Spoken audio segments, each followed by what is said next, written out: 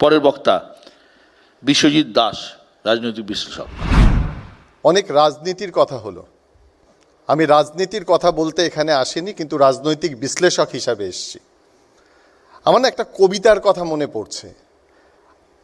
আজব রকম কল করেছেন চণ্ডীদাসের খুঁড়ো, সবাই বলে সাবাস বলে পাড়ার ছেলে বুড়ো। কি কল? না, সিটিজেনশিপ বা নাগরিকত্ব দেওয়ার একটা কল দেখাচ্ছেন। বিশ্বদা যেখানে শেষ করলেন বলে মতুয়াগড়ের কথা, আমি সেই মতুয়াগড়ের কথা দিয়েই শুরু করব। কতজন বাদ গেছে এই মতুয়াগড়ে? উত্তর 24 পরগনায় 7,92,107 জন, নো ম্যাপিংয়ে 7,41,000। নদিয়াতে আছে। প্রশ্ন উঠছে যারা বাদ গেছে তারা সিএ এর জন্য অ্যাপ্লাই করেছিল কিন্তু নাগরিকত্ব পায়নি। শান্তনু ঠাকুর। এই ভোটারদের যাদের নাম বাদ গেছে তাদের ভোটে নির্বাচিত হয়ে তিনি জনপ্রতিনিধিত্ব করছেন। তিনি বলছেন মতুয়াগড়ে দাঁড়িয়ে প্রধানমন্ত্রী নরেন্দ্র মোদী এবং স্বরাষ্ট্রমন্ত্রী অমিত শাহকে বলবেন যাতে দ্রুত তাদের শংসাপত্র দেওয়ার ব্যবস্থা করা হয়।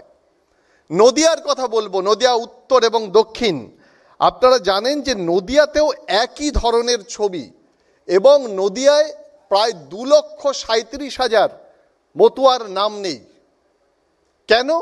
এগুলো কাদের নাম?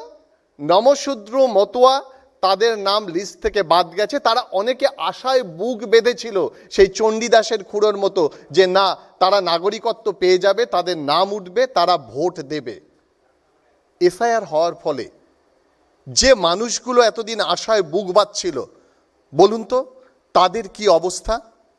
এখন তো এসআইআর নিয়ে শুরু হয়েছে ন্যারেটিভসের খেলা।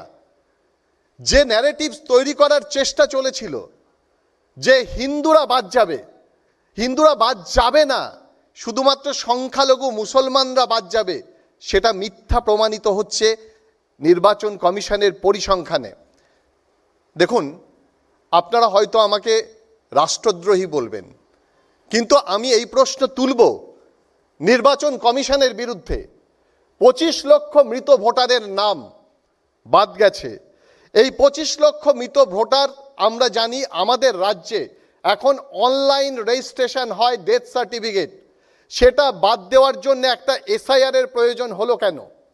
এই ব্যর্থতার দায় কাদের? যারা শিফটিং ভোটার, তারা তো শিফট হয়েছে নির্বাচন কমিশনকে জানিয়ে। তাহলে নির্বাচন কমিশন যদি এই ব্যর্থতার দায় না নেয়, এই ব্যর্থতার দায় রাজনৈতিক দলগুলোর উপরে ঠেলে দেওয়া হবে কেন?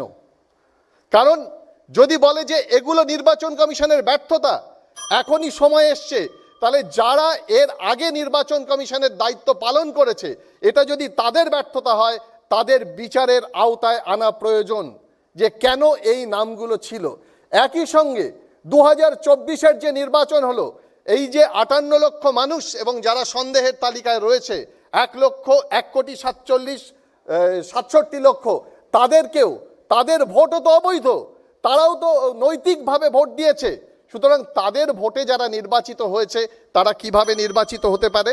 আমি একেবারে শেষ করব রাজধর্ম পালনের কথা।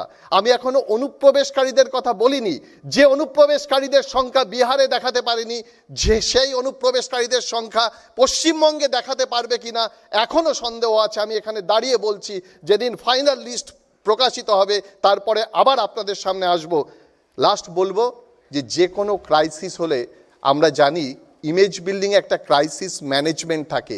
তার প্রথম হচ্ছে ইস্যু আইডেন্টিফিকেশন, তারপরে হচ্ছে অবজেক্টিভ অ্যান্ড গোলস। যে ঘটনা ঘটেছে সে ঘটনা নিন্দনীয়, তার পরবর্তীকালে যে ধর্ম রাজধর্ম বলছেন আপনারা, সেই ধর্ম আসলে সাংবিধানিক ধর্ম, সেই ধর্ম আসলে রাষ্ট্রের ধর্ম, সেই ধর্ম পালন করে দেখিয়েছেন। এবং যারা অভিযুক্ত, বিরোধীরা যাদের বিরুদ্ধে আঙুল তুলেছেন, তাদের বিরুদ্ধে তদন্ত চলছে, কারণ এটা ইমেজ বিল্ডিংয়ের একটা প্রসেস। রাজনৈতিকভাবে যাতে ইমেজ নষ্ট করতে না পারে, সেই জন্যে এই উদ্যোগ নিয়েছেন যারা রাষ্ট্রের দায়িত্বে আছেন। নাম যারা আছে এখনো পর্যন্ত, এখনো স্ক্রুটিনি শুরু হয়নি, এরপরে আবার হিয়ারিংয়ের ব্যাপার আছে। প্রায় 1.5 কোটি ভোটারের নাম পুনর্যাচাই হচ্ছে। সুতরাং যতক্ষণ না ফাইনাল লিস্ট বেরোচ্ছে ততক্ষণ সন্দেহ থাকছে যে কত নাম আরও বাদ যাবে তা নিয়ে।